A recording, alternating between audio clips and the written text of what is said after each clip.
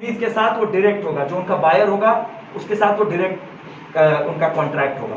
और उस खरीदार की ये जिम्मेदारी होगी कि किसानों को वो सही तकनीकी जानकारी भी दे, और करार के पहले ही प्राइस तय हो जाएगी, इतना प्राइस मुझे मिलना है। जो पहले होता था कि बेच देने के बाद फिर उसे घुमाया जाता था, किसानों को कीमत नहीं दी जाती थी, बिचौलिए बीच में आते थे, डिले होता था पेमेंट में, उन सारी चीजों को खत्म करने की कोशिश की गई है। और एक और जो सबसे महत्वपूर्ण बात है वो ये है कि ई-नाम पोर्टल के माध्यम से जो किसान खेत में जो भी उनका उपज है उसको मार्केट तक लाने तक, मंडी तक लाने तक उसे ट्रांसपोर्टेशन कॉस्ट उसका वहन करना पड़ता था।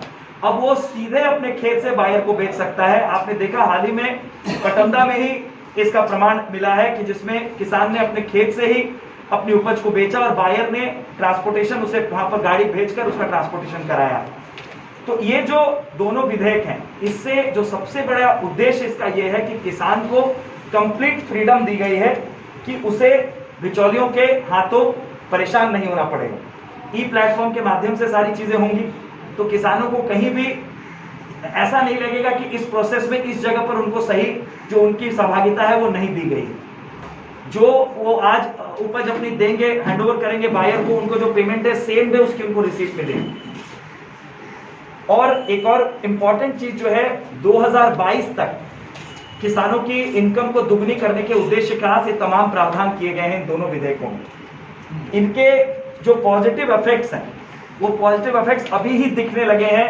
इन विधेयकों के आने के पहले जो शुरुआती दौर है कि विशेष तौर पर मध्य प्रदेश, छत्तीसगढ़, यूपी जैसे राज्य जहां पर दाल की बहुत ज्यादा उत्पादन होता है, वहां किसानों की आय में अभी तक 15 से 25% की वृद्धि दर्ज की गई है, जिसके दस्तावेज जो है वो उपलब्ध हैं।